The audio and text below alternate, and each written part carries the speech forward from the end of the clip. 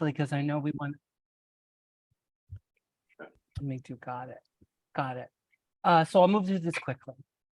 This is data based on the crowd counting consortium. It contains, in this case, all the protest data from September of 2020 to March of 2021. This is just a summary by type.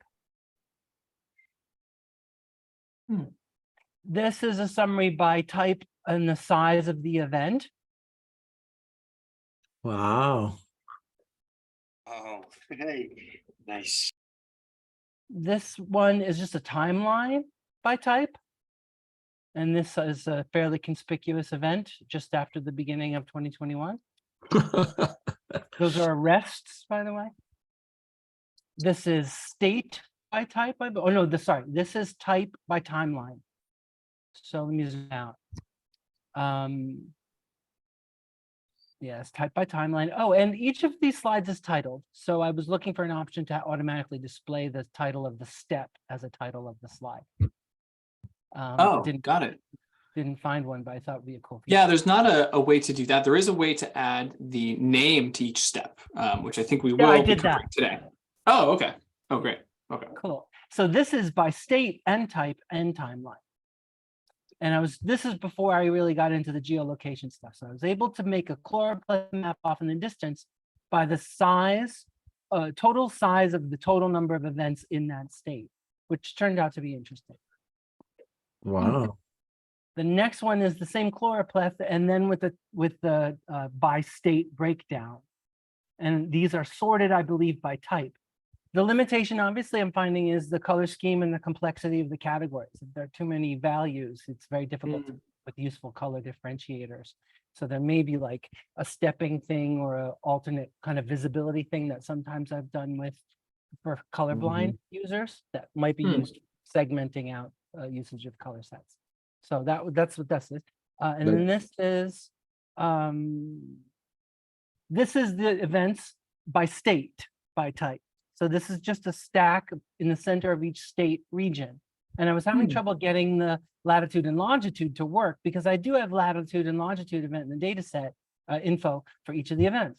So it wouldn't work. It wouldn't work. The latitude and longitude fields would not appear where I knew they were supposed to appear.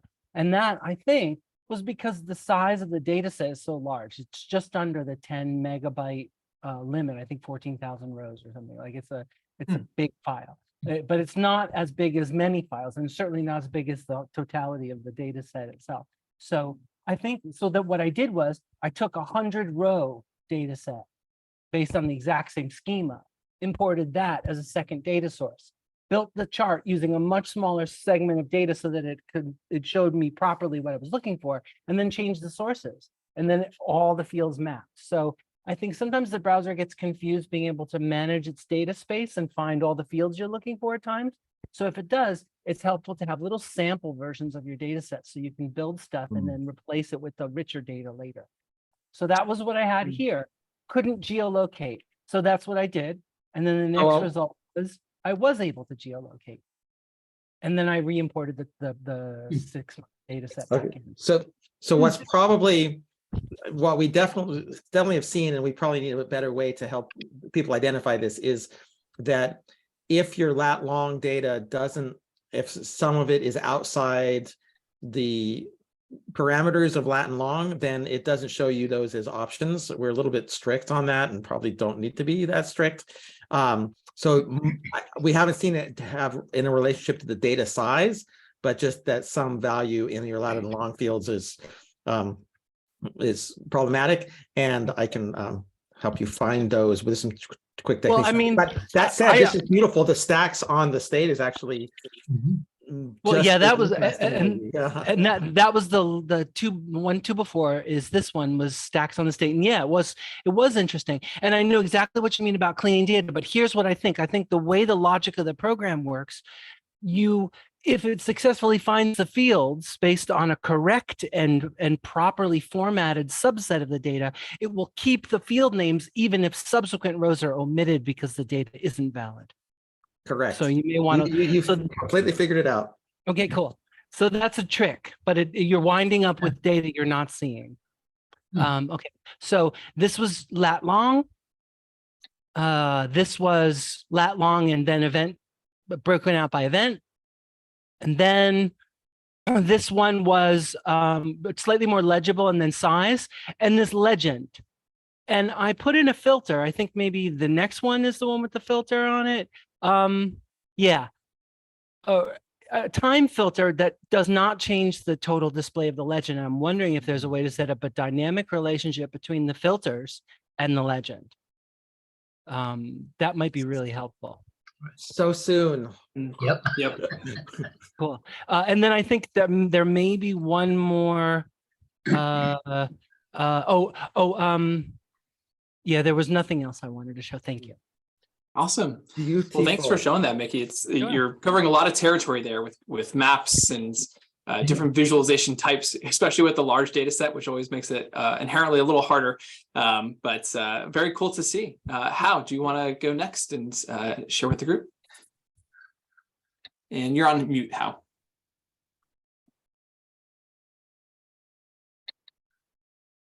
Myself, can you hear me now? We can hear you now. Yes. Okay, cool. All right. So this is the data set behind this is the last 7 years of a grade book in our school. So I did remove teacher names and student names to anonymize it. So since I have to upload this to the cloud, I want to make sure it's protected. And so basically it's about 20,000 rows of data. Each row is a grade, for a particular subject. And we are an IB school. So this is IB MYP subjects. And these are on the very right side are the actual courses that's offered. And then in the middle are the subjects. And then I'm just taking the data from spring of 2022, the very recent one. And basically, this is trying to exercise the categories. So I took a snapshot and then have different levels of category. So to group the data. And so the next step, it's about grade distribution. So this actually each and every one of these dots, you can actually, if you zoom into it, you can actually click on it. It shows you the interactions of a particular grade. But just to give everyone background, if you're not familiar with IB, the grades are not A, B, C, D. They are on a scale from 1 to 7. So 7 is like an A, and 5 and 6 is like a B. 3 and 4 would be a C, and anything below 3 you failed. That's a D. So obviously you can see, 1 and 2 it's very rare, and over the last 7 years, only probably a couple dozen people actually ever failed a class,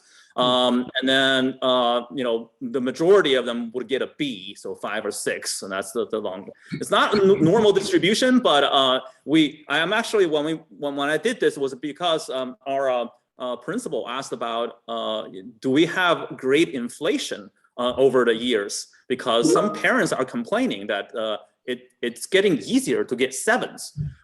This is the overall data. So we're looking at, probably as a percentage, they're probably more than we want in terms of if we are advertising our school as having very rigorous academics, having this many 7s or A's probably is a little bit of a problematic situation. So we need to drill into it a little bit and see where, over time, how it happened, or, per subject, how it happened. So this one is a, 3-dimensional, looking at from different subjects over time. Some of these subjects, there is a little bit of a trend if you look at, through the timeline, and this is spring of 2020. Looks like there are several subjects during around that time, spring and fall of 2020. There's a significant spike in the average score. So I'm sorry, I should have said this is average grade over time per subject. So something happened during spring of 2020. I wonder what that was. Yeah. So what happened? We did a discussion with our teachers, and basically we were thrown into online learning. And no one was prepared for that. And honestly, teachers feel really guilty on one hand about kind of failing some students. And students were having challenges, at home. There's some of them have, problem really self-discipline to do work. Others just generally struggle for not having interactions. And teachers got compassionate, so the grades were a little loose in terms. It's not strictly based on the criteria anymore. I think that was our reason. And then after that, our school director had a stern talk with the teachers about this inflation situation. So as you can see, after that, there's a major drop of grades because all of a sudden teacher got really strict, and because we were worried about grade inflation.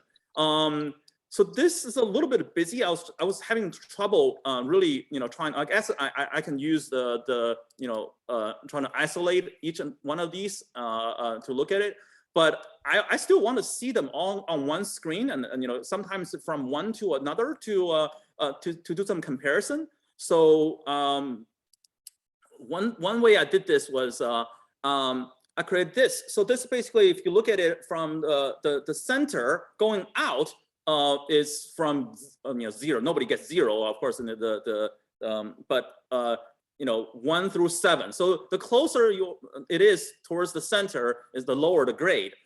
This gives a couple insights. One is some subjects like this HEAL. It stands for Humanity for English as Additional Language. So these are students whose their parents don't speak English. They come here, from Germany, France, and maybe Japan, and then they are in the process of learning English while in learning humanities. And humanity in our school is economics, history, and the geography. And especially in subjects like economics and history, they really struggle, and they can't really write a 20-page essay about some event in World War II. So we actually pull them out into this different subject. Well, it is not different. It's just like a modified humanity specifically for English language learners. And their grades are lower because it would not be fair for the native English speakers from the US and Australia to get a 5 on the humanities, and the English language learners get a 7 in like a easier subject, which is related to that. Anyways, it gets complicated there, but so this makes sense. And then also this can tell which subject or which teachers grade tighter in terms of like if we look at maybe English A, so English A would be literature and the language. For that, they grade pretty tight. This shorter stick here. Music is a really long stick, so it's a little bit all over the place. I guess you can say that's more subjective. We don't know. We can have discussions about this. Of course, this has to, getting down to individual teachers and student cohorts, and there's different factors involved in here. And then for this, initially I thought it would be easy to create a legend and then use this legend to filter the data and going from one to another. Mr. Jai. So yeah, and then I realized that Jeremy, just wait a second. Okay, so I realized that this is not as easy as it seems that it should be. So what I did was I ended up creating some buttons, using the buttons to simulate this feature. Wow. So basically, it looks like I am able to switch from one to another using this legend. But in reality, they are just transparent buttons on there. And I later found out from Bill that there's actually in the works, maybe I should talk about this. That maybe make this a little easier down the road. So yeah, that's okay to talk about that. But what this, I just use this as an example. You can actually on here you can see the relationship between HEAL and humanities. And overall how one goes the grades relation. But also I don't know if you guys a teacher would recognize this right away.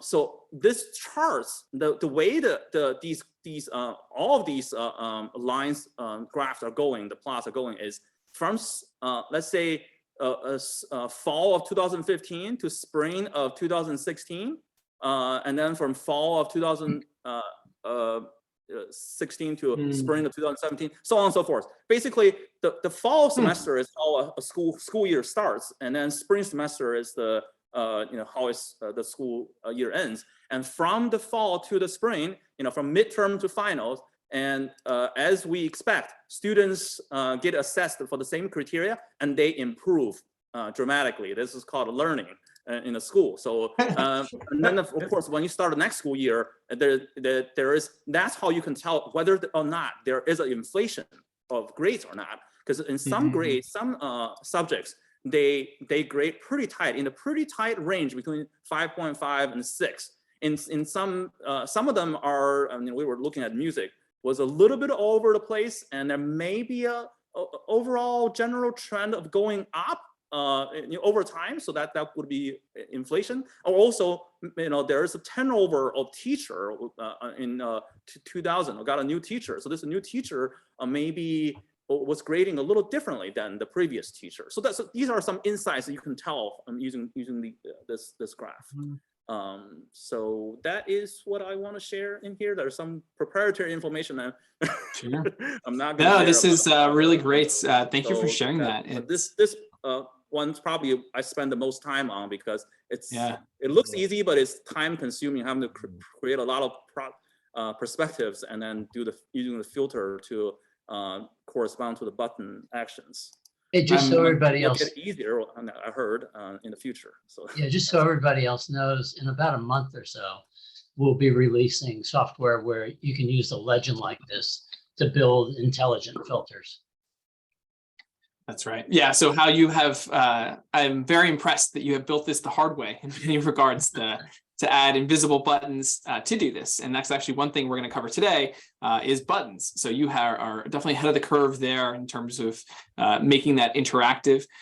Some of the things on step 2, where you were talking about visual crowding, especially on when you have multiple lines all on top of each other, you did the right thing where, you can filter it through by double clicking so you can isolate something. Ideally, we'll have in the future the ability to multi-select, so you can select multiple lines so that you can see them and compare and contrast. One other thing to do, and I'm not sure if you've done this already, is to sort the data. And so by sorting it from high to low, it tends to make more of a surface and it's easier to compare. And then lastly is to change where the axis is. So the axis is actually more in the middle. And so then you have things going above and below the axis. We've also found helpful to then visualize what's moving up and what's moving down.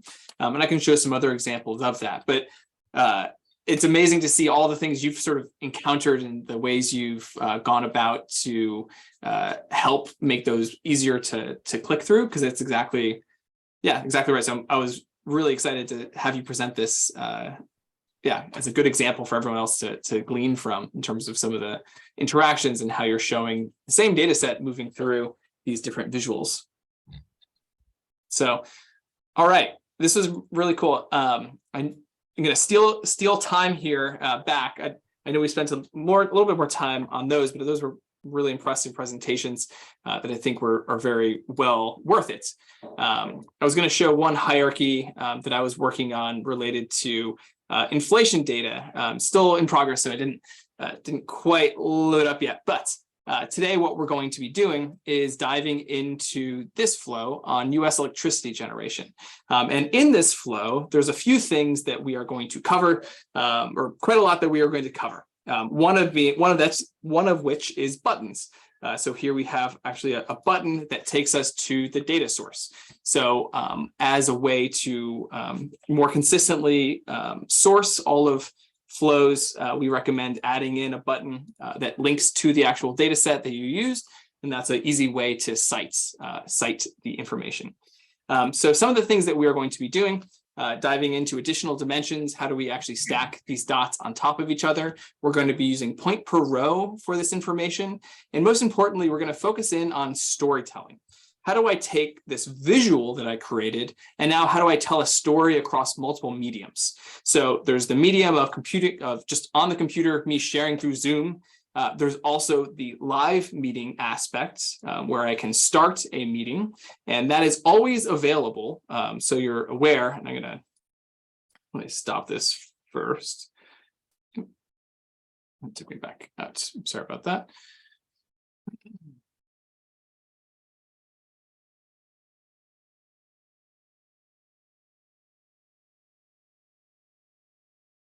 So when I ended the meeting, it closed the window. So hence why I'm going to just reload the page here.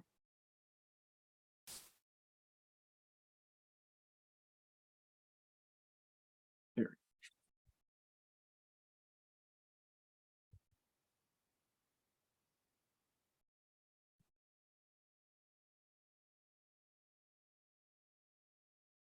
As the internet bogs down. So it's a little slower here, but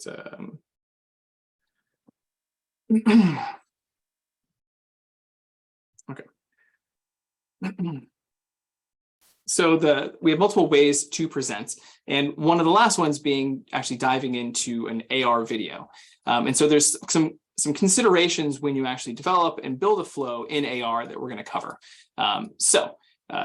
With that, let me start to actually dive in. So to do this, just like last time and some of the other times, we'll be using our training data sets, which is located in that demo media folder. I'll put a link to this in the chat window here so that everyone has it. And on this data set, what we have is year, source. So this is the electricity generation source, the actual amount of terawatt hour power that is generated from that. And the terawatt hours was something that is just divided by 10. I forget what the original value was, but to convert to terawatt hours was dividing by 10. And so from this, we can actually build this chart. And so Mickey, to your points from last time as well, we're covering animation, or one form of animation rather, which is how do you go from basically this step to this step and keep adding in more information. And so that is something we're going to cover as well. So with that, let's start out.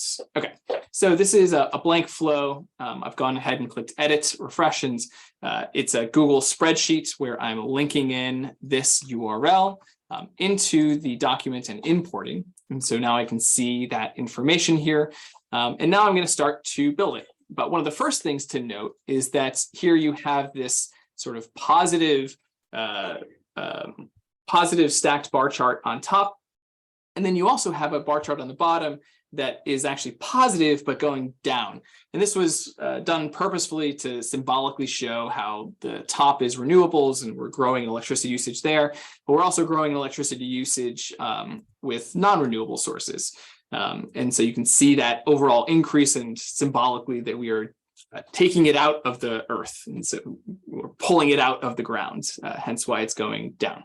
And lastly, we can see the change since sort of mid 2000s till today, where we're using less and less coal. There's actually an increase in natural gas, but overall renewables are growing more so than the individual components. And then one thing that's really nice about how we have the ability to use additional dimensions is that when you add in a depth dimension now, you can separate these out as their individual components. So lots of ways to sort of to sift that same data set. All right, so what we'll want to start out with is to create a snapshot where we sort the renewables from the non-renewable sources. So what I'll do is click this little filter icon for the sources, and I can see the different sources available to me. I'm going to go ahead and select, actually I'm going to start with the natural ones first. So everything besides those ones. and I'm going to click create snapshot. I'll click this edit icon and I'll call these renewables. And then I'm going to go back to the original data sets, click that filter icon again and select the opposite. And I'm going to call these non-renewables.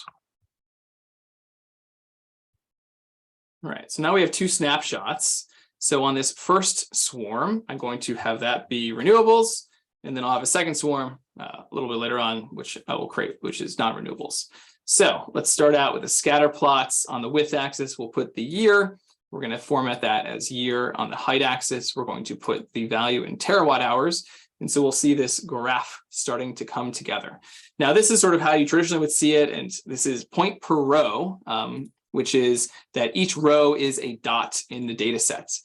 But one thing you can do is create stacked bar charts by changing point per row to point per value. So we're going to use the terawatt hours as the actual dots in this case, where I believe each dot is going to be equivalent to 100 points. And so to show that, I'm going to actually hide the height axis so that all the dots are on top of one another. And then I'm going to go into additional dimensions. So even though it looks like each dot here is just one dot, there's actually tons of dots within that one dot. They're all sort of on top of one another. And so now what we need to do is separate them out. And that's all done within this additional dimensions category. Now we have some like shortcuts to create views, and the easiest one to start with is stacks. So if I click stacks, it will separate out those dots. And I realize I want to make this a little smaller. So one dot is equal to one value. So one dot is equal to 1 terawatt hour. And so these are all stacking up. And actually, I'm going to make it a little shorter, actually. Let me take that back so that we can fit it all on our page. So they're all the same color because we haven't differentiated the colors yet. And the easiest way to do that is to add a color scheme in based on the source. So here we see our 3 different sources.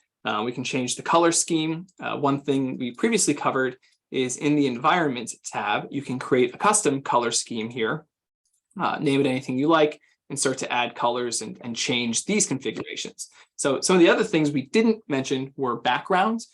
You can change the background. I saw how you had changed the background on yours, and we have some default options. One of my favorites is Mountains at Dusk, where you can change the background for the VR scene.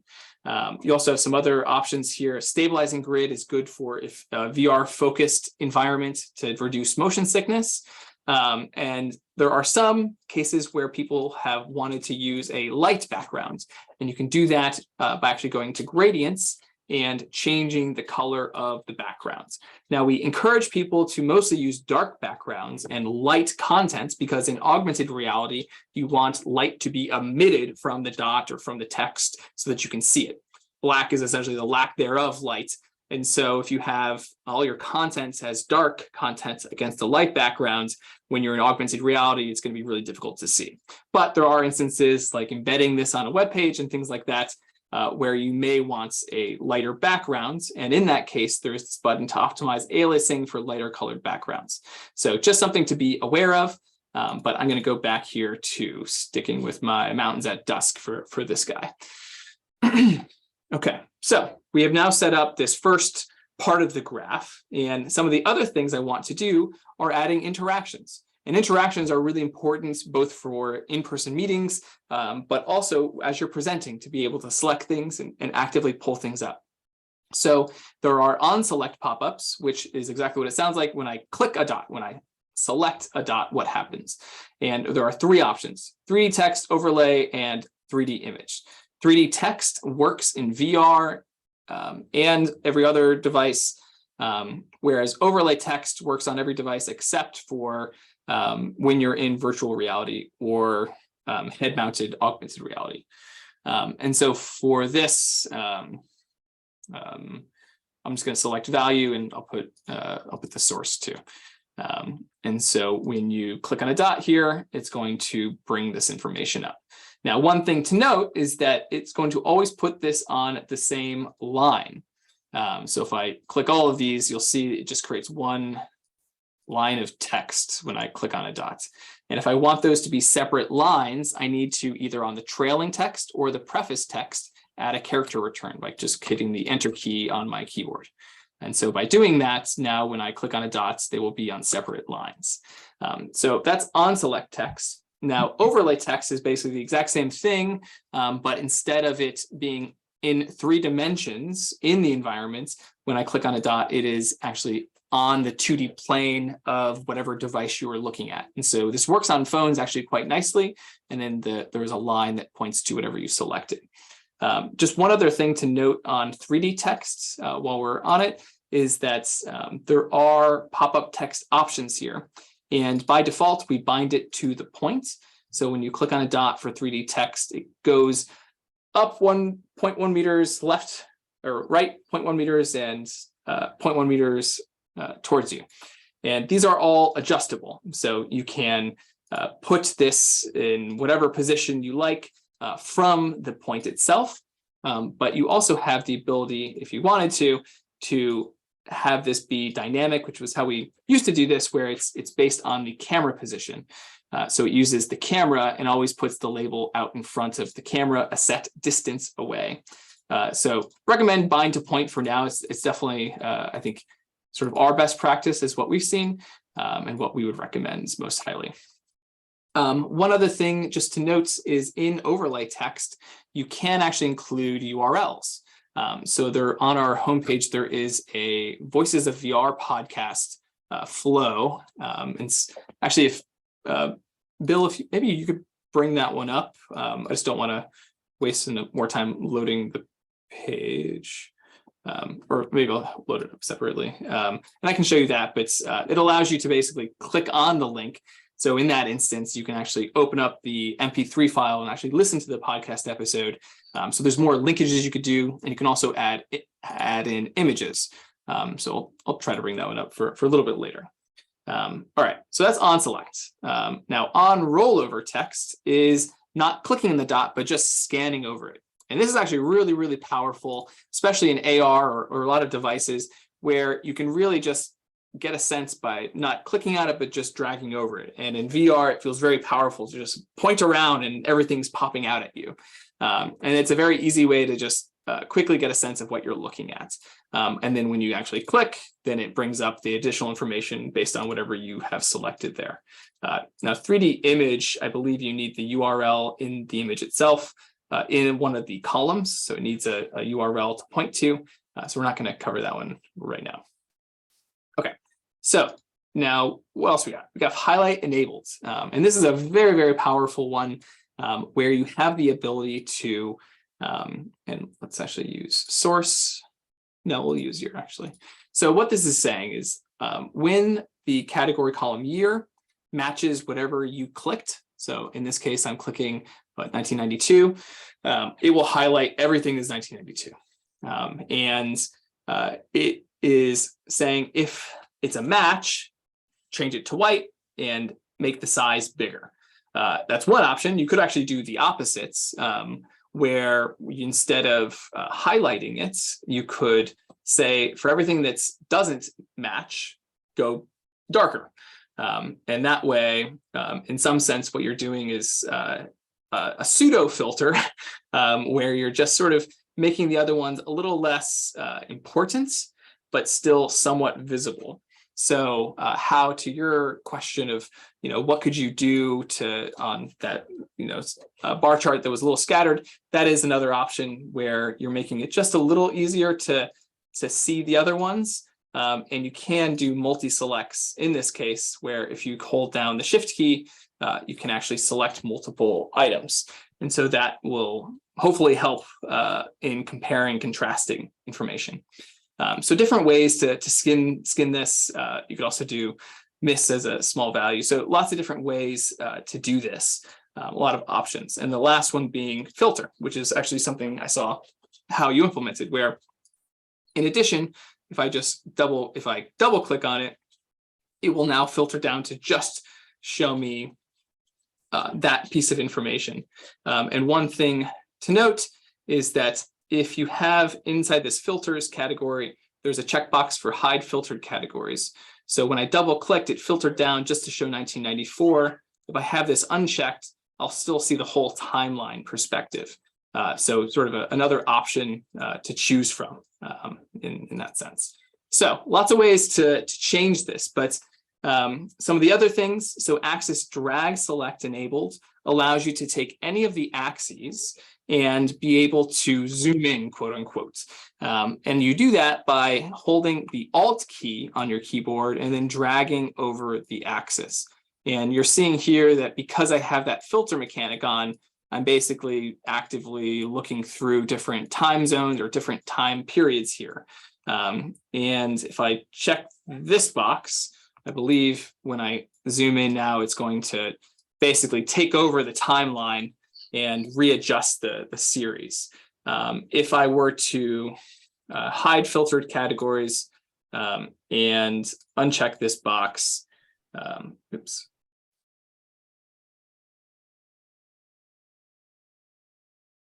Actually, yeah.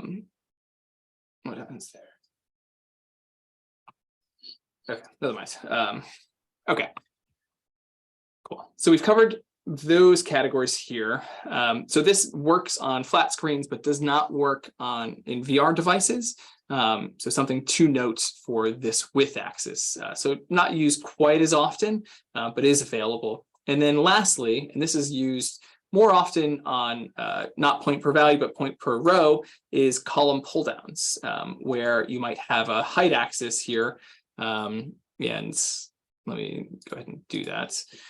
So actually, I'll add a depth axis just to make this a little easier. So if I can add in the depth axis, and because we used additional dimensions, these are no longer stacking on top of one another, but separated out, which actually is kind of cool in and of itself.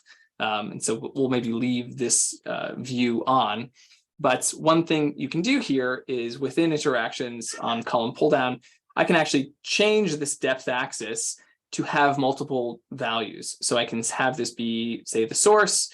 And I also have a column called order, which doesn't really mean anything. But if I now click on this axis, I can see that there's two options. So in the exact same step, I have the ability to now dynamically change one of the axes. And so most often you see that on a height axis where it's a dimension measuring something and you want them to be able to iteratively change that. So that is the column pull down category. So now we've set up a little bit of a view here. So let's go back and let me turn off the depth axis. So these are stacked on top of one another. And what we're going to do is think about the animation.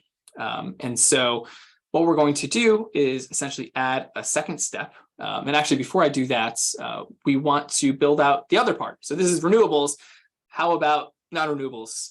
So the easiest way to do this is get this all set with all the interactions and everything you want it to do, so that when you duplicate that, that's all there now as well. And it should be as simple as changing this to non-renewables.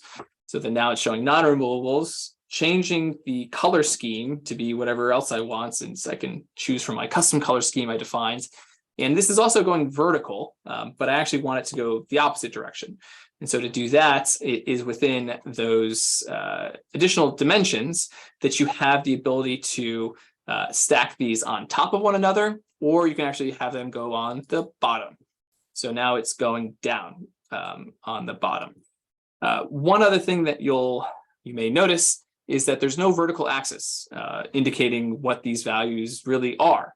And that's because each of these dots is taking up a certain amount of space, dimensional space that you can actually change here. So each dot is 0.005 away from one another. So it's a little trickier in some sense to create that back axis, which you see in this graph.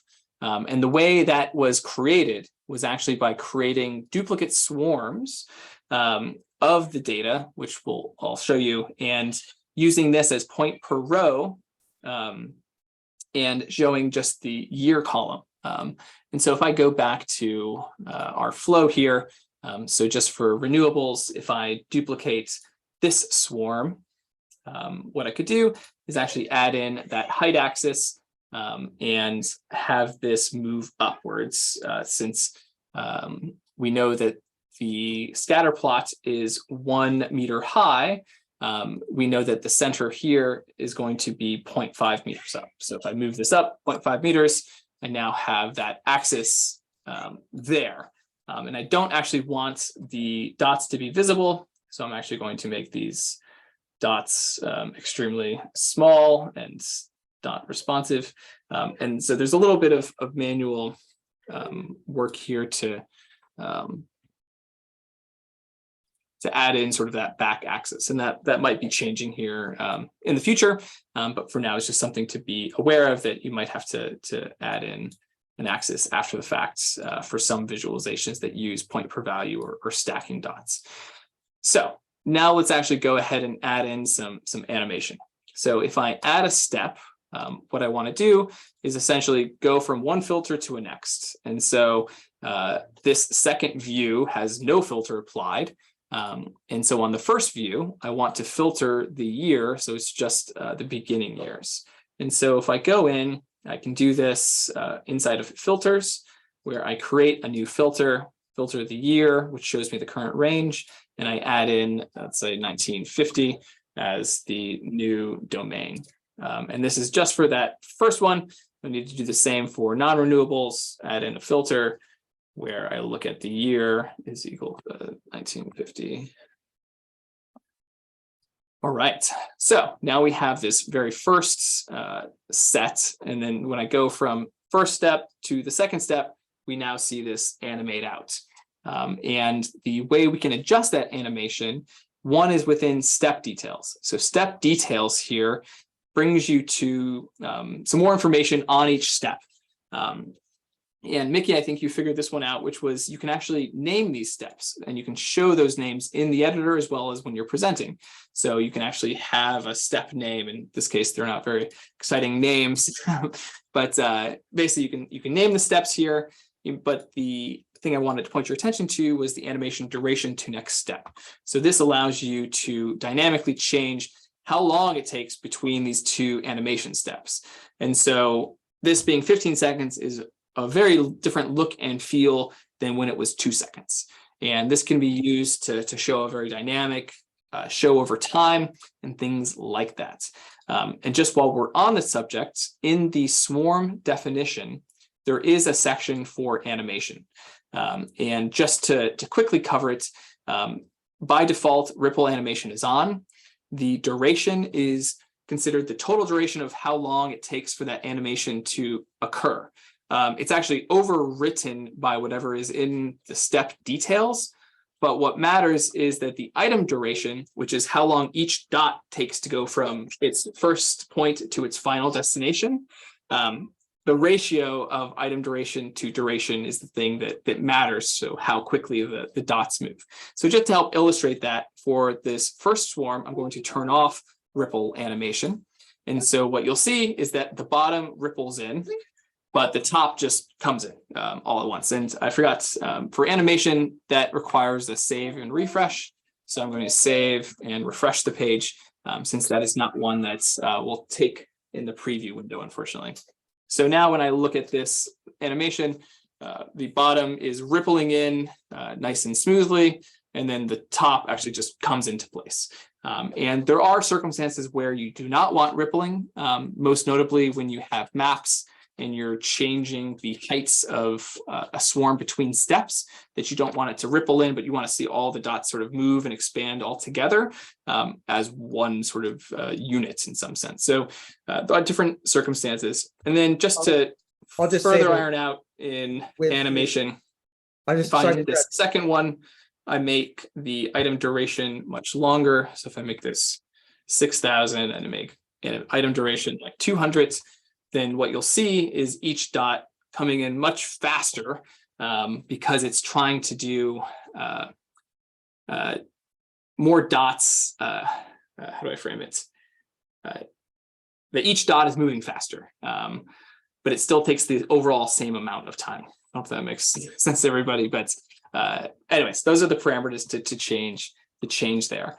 And then I think we've done this before, but you do have the ability to change the shape of the actual dot so that it is not a dot, but could be something else. And actually in our demo media folder, we have quite a few different options to choose from. I'm just gonna go ahead and grab this cube just for a bit of fun. And I'll make these guys a little bigger. Maybe not that big, 15. Okay, and so these are little cubes. Anyways, so different ways to slice and dice this. So now that we've created this two-step flow, which is not necessarily revolutionary, I want to make sure to cover how do I actually present this. And I recognize we're a little over time here, so hopefully this, still comes across. But the mechanisms that we described are to create a live meeting, which you click this button to start that meeting. But the thing I really wanted to show, apologies, I'm gonna have to bring this up, is that I recently published a AR video where it is of my physical space, and I have dots sort of all surrounding it, and can show this animation. And I show this because I wanted to help people understand how does what you have in Flow translate when you go into augmented reality. And so one thing you can do is actually, this is all from an app called Polycam, which allows you to create a GLB model of your room or any other thing you scan. And then in Flow, you can actually import that model by adding a model. So this little button here says plus model, you can add a model. And the reason I wanted to show this is because of this little text item right here. I put a little text object at -1.2, -1.2500, or 0, -1.250.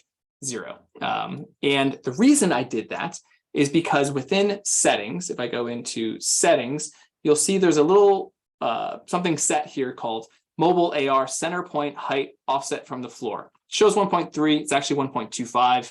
It's just a rounding thing within here.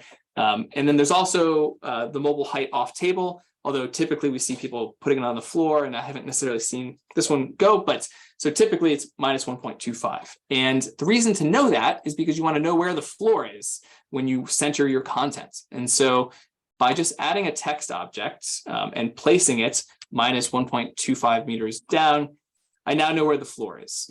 And so I now know that my graph will essentially go through the floor if I were to recenter it. So that might cause me to want to reframe this, maybe move it up, maybe make the dot smaller, all sorts of things you can do to adjust it. Alternatively, I could actually just go in and inside of settings, I can change the mobile height off of the ground. And so now I can make this 2 meters up. And so no longer will I have that same issue in AR mode because this text object can now be at the right location, or sorry, that the ground will show up right. So that's the new view. Maybe it might be a little too extreme. So let me actually adjust this just a little bit, go to settings and make this -1.5. Or sorry, 1.5, not -1.5. Okay, great. So that is something to note when you go into AR mode to record these types of videos. And the last thing I'll sort of note on those videos, I don't think I have enough time to necessarily go in specifically, but the thing I wanted to just quickly point out was that you want to stand behind the content. And the reason being is that in AR mode, we don't have image obfuscation present, where it doesn't account for your body getting in front of the content and therefore not showing the content. So the content will always be visible. So if you are going to stand in the scene, stand behind it and present it, don't stand in front of the content. So something to note that's a little trickier, but is essentially how you do that. And the way you get into these meetings to record, you'll notice that there's a little virtual cell phone that I'm holding. And that virtual cell phone is a result of going into AR mode while in a live meeting. So when I click on this button for a meeting to start a new meeting, and I'm going to join without audio, When I now join on my phone, I will essentially have two things in the same scene, if that makes sense. So I don't think I have time to necessarily go into the nth detail on that, but essentially by starting the meeting and then recentering set points, we can actually add in multiple users and create these, weatherman style videos, which are quite popular and something that's we've seen brands want to be able to post and things like that. So that is sort of the AR mode here. So if I go back here to the flow itself, there are just a few subjects here that I want to make sure to finalize. So I'm going to actually end this meeting again.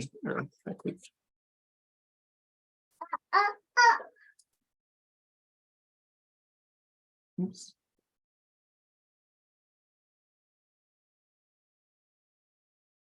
I'm going to go into edit here. So the last few things I want to make sure to cover, just so we have coverage.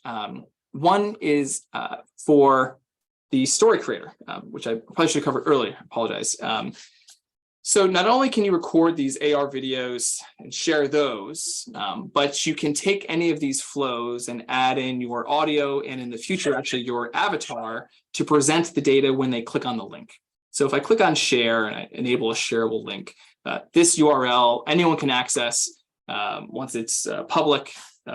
And when you go to it, you'll see this flow and you can go from one step to the next. But if I wanted to add in a bit more, I can click on create story, which takes me into story creator mode. And the main thing you're going to be doing there is adding narration. So if I click start new recording, there'll be a little countdown timer. And then I can start to actually give my presentation. And so I can record my voice, which is recording right now. I'll click stop. And now I have added my narration to this step. So whenever someone comes to open this flow, that audio will play. And that you can also add a few other things. So if I add in text elements, one thing that we often do is annotate. So if I have a dot that I want to point people's attention to, like look at this.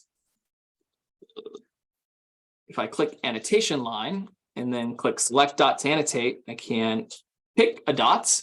And now I have a line. You can see that a line connecting my text object to that data point. And I can actually open that line directly by clicking on this button, which will take me to the line definition on the visualized data side.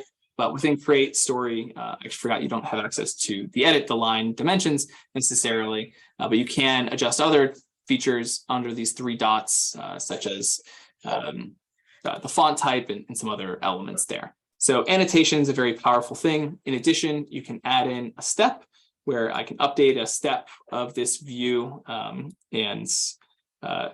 updates the camera view, and I can actually update or add in a new step as well. Two last things to just quickly note, there are these two buttons on the bottom. This is the camera position preview, but there's also a mobile camera preview. So you can actually set a different perspective per step based on the device. So if you're on a mobile camera or mobile phone, that by default, it tries to fit everything in the scene, but sometimes it just doesn't look quite right until you want it to be a little more zoomed in. And so to accommodate that, by simply moving the camera using your mouse, you can then set the camera position of that step. And so if I zoom in, I can then click update step camera, and now I've updated the mobile position. So a few other options there just to be aware of. So now I'm going to go back into visualize data.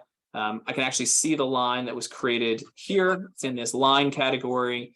You can change the color. Sometimes we have the color try to match, the thing you select, so that it's a little easier to see. You'll notice that sometimes those annotation lines look like they're off, and that's often an element just having to do with the preview. Once you update a value here, it snaps back to the right spot. So just something to be aware of, that this is still a preview window and sometimes it's not perfect. All right, going to finalize this and try to knock this out. So we got buttons, which we were referencing as a way to point to the data source. So if I take the data source and I can take this button and I'll put a data source as the title, I'm going to add in an action. And so I can add an action here to say, open a link, and here is the URL to that link. So now when anyone clicks that it will open up that link. The other thing to note is that there's also this little icon for showing is that a 2D overlay. So now that if I have that selected, not only is it in the 3-dimensional scene, but on any 2D device, you'll also see it just next to the next, back, and restart buttons. So that allows you to add buttons to the scene. And I was Hao did some awesome stuff where he actually added buttons, but made those buttons invisible by adjusting the opacity, I believe, and some other parameters here. Actually, I'm not 100% of all the parameters you adjusted, because I've done it too, to create not invisible buttons, but invisible swarm dots, where actually each of these swarm dots you can change to be invisible in many instances, where you go into image shape, and actually in our library, we do have a transparent picture, which will just basically make it blank or it'll be invisible. So just something to note that's a little bit of a workaround or hack. And then lastly, just to finish up here, so we have image files. You can load a PNG or a JPEG image into the scene itself. I can pull in an image here.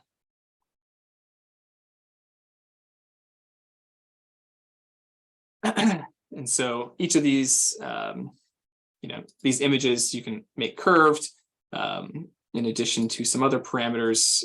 So lots of different options. I'm not going to go through a ton here, but one thing you'll notice for every object is you always have the ability to update the position. You can copy that position, this position, rotation, scale, and actually apply that to any object. So I can now paste that position. It will take the position of whatever object I copied the position from and now apply it. So if I go to that button as an example, on this step. And so if I turn on the visibility for that button, I can now paste the position of that and it will be on top of that other object. So a pretty powerful mechanic here to be aware of for changing the position and some other attributes there. Groups we don't use very often anymore and actually can cause quite a lot of issues, but it's a way to add objects together and basically move them all or rotate them all together, as well as some other specific use cases, but would not recommend using them too often. Lines are created automatically with those annotation lines, but you can create a manual line where you basically select two objects and it will draw a line between the two using a texture, and you can adjust attributes there. There's also 360 images, which if you have an image, it will load it as a 360 with you looking out or looking out. You don't have the ability yet, I believe, to be on the outside and see the outside.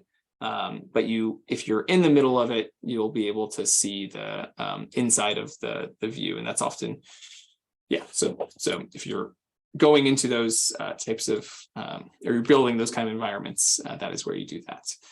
So with that, I know I've covered kind of a lot of ground here to make sure we cover sort of everything that's left. I think we've covered everything. Oh, sorry, one last thing, which is actions. On the button, you have the ability to do a direct action like go to a link, but for anything that you want to do that's more custom, or you actually can do quite a lot. If I go here, let me actually add a map. And so one action that we see often used is in actions. If I click create new, I'm going to add a sub action here that's executing sequentially. I could have them all execute at the same time, but what I want to do is just have an object rotate. In this instance, I want map 1 to rotate, and I want it to rotate, I believe it's 1 degree. Yeah, so 1 degree on this is X, Y, or this is the width, height, depth axis for rotation. And so this is basically saying, go 1 degree and take 1 second to go 1 degree. So it should take 360 seconds to go all the way around, is essentially how that works. And so that's used quite often. But to actually get that action to run, that is done within step details. So step details allows you to attach actions to a step. And you'll notice actually that there was actually a narration action 0 already added, because when I clicked on create story and added narration, the way that actually is implemented is as an action to play that audio, which is stored within audio. So you'll have all of your audio files here of everything you've narrated or added yourself. So that is where you go to do that. And there's a lot more things you can do that are way more complicated. Before we used next and back buttons, it was all everything in Flow was actually accomplished through custom actions and buttons as the main mechanic, but it became very apparent that people wanted steps and to tell stories. So that is why it is the way it is. So let me pause there. I know I had to sort of squeeze a lot in there. So what questions do you guys have, and what would you like me to elaborate on, recognizing time? Hey, Michael, I have a quick question about VR mode. So you mentioned some of these features or elements works better in VR, but not in AR, vice versa. I guess I could create multiple versions and then create a specific version for VR. But if I want to start a meeting and people are joining using different kinds of devices, how do you handle that situation? There's no detection of what, or even selection of what device they are joining from to show us the version. Great question. I would say for the most part, 95 or 95% of everything we have works across platforms really well.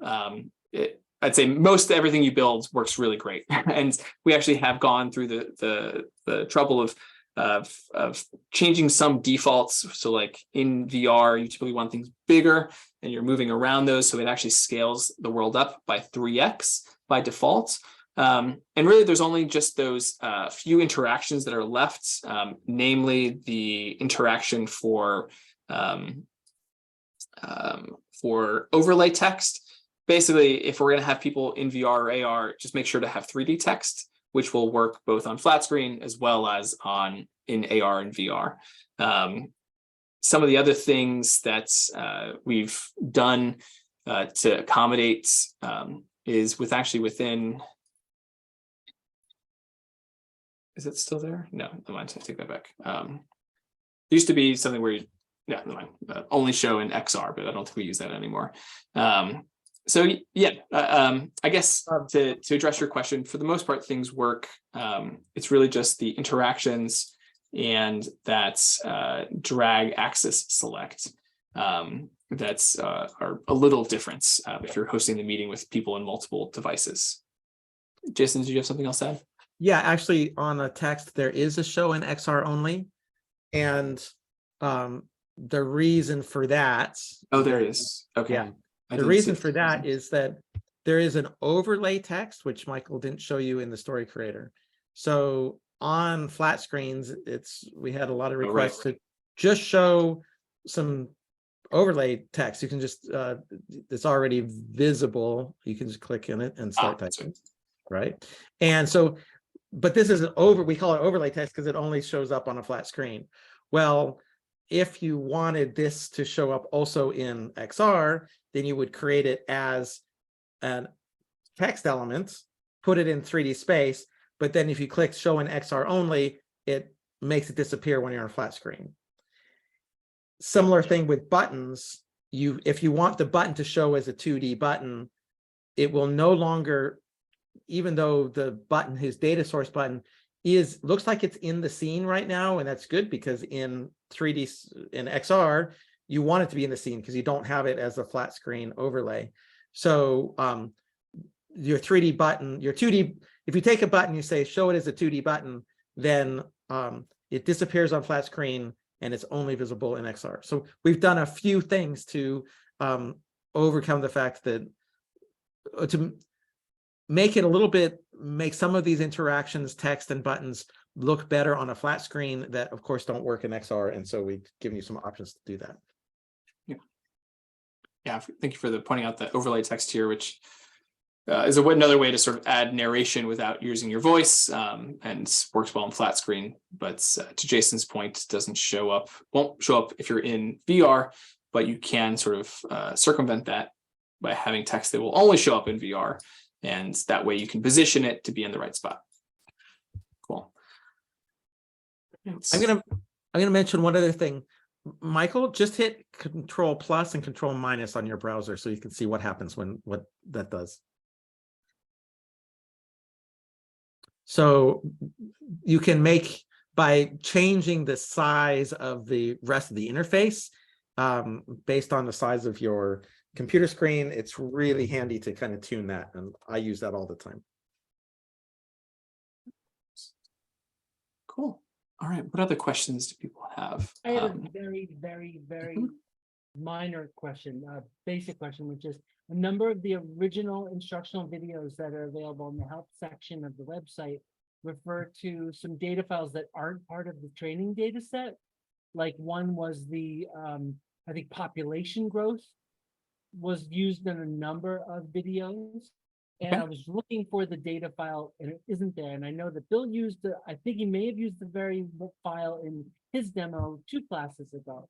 So if you can possibly track down some of the more currently used data files in the base set instructional videos, I found myself going to those as a secondary resource, and it would be really helpful for me to find those. Yeah, thank you for pointing that out, and we'll work on that. If I'm not mistaken, there's a chance that it's we also have this little from library section, which will be more built out eventually, but we have these 2 data sets, life expectancy and 10,000 cities. So that is just in this from library section and is used quite often in our training. And ideally, we don't have this Google Drive that will all be here so that all the training data sets will be there. But population growth. Population growth. Okay, yeah, we'll take a note on that and try to follow up. Thank you for that. I'll actually, I'm happy to email you the specific file I think that I was referring to, so that you know exactly what it is more quickly. Perfect. That's great. I have a quick question that came up when I was doing the hierarchy project, and I found you can adjust the position in X, Y, and Z, but I found it might be useful to do rotation. I didn't know the only way to do rotation right now is really with your mouse, and sometimes that can get, if there was a way to just spin, maybe I can do that through the animation, one of the actions that we introduced now. Yeah, it's interesting you bring that up. So what Jimmy's describing is the way you move in Flow is I click and drag, like I'm moving my camera in space. And actually, this is most pronounced in AR and VR, where you essentially need to move yourself. But we do have, it's not in the editor. We're experimenting with the ability to rotate an object itself, like actually grab, in this case, the swarm and rotate it, or grab a map and rotate it. And we do have some other demos where we've done that. It's a little, right now, has pros and cons, but it's definitely something we've experimented with. Yeah, it's kind of a horrible hack right at the moment. Michael, hit your Q key on your keyboard and then mouse over the object. And now you can actually rotate the object instead of rotating the world. So it's, okay. Oh, it's yeah, I'm not keep it as that kind of an interaction. It's just it's an interim step that we've made in order to help provide this functionality, but we know that it's not quite done yet. That's awesome. Okay. I learn something new every day. Yeah. And do you have to select the object in order to hit Q, or do you have to select it? Once you hit Q, you're in that mode, and then you roll over any object and it'll give you the sphere to drag it. Got it. Okay, cool. So yeah, that's how you can rotate that. Cool. Yeah. It's not quite there yet. And you can, basically what we need to do, what we're doing is in headsets, We're focusing again on, using 2 controllers and full menus and things around that. And with multiple controllers, now you've got, more capability to grab a certain thing and rotate it. So we built the functionality. We just want to tie it to a good way to be in XR and then provide a good UI on flat screen for it. So the functionality is easy. The UI is taking us a little longer to figure out exactly the right way to do it. And also, just so people are aware, there is a little bug right now in the when you record your audio, it will garble it. So just for a little, that is a more recent one, just in case you encounter that. So the training one I just recorded has a little garble. The voice sounds a little odd on it. All right, cool. Well, I'll be sending out certification details. Basically, we'll have signups for next week. If you'd like to present your capstone during the class in front of other people, you are welcome to do so, and we'll have the normal class hours, and then we'll also have signups if you want to do it more privately or individually. So that way we can cover everybody, and there'll be more details there. But thank you guys for staying over. I know this was a little longer of a demo here, but hopefully it was interesting, and you learned something along the way. Yeah, thank you. so much. Awesome. Hey, thanks a lot, everybody. Thank Thanks, you. everybody. Bye. Bye-bye. Bye.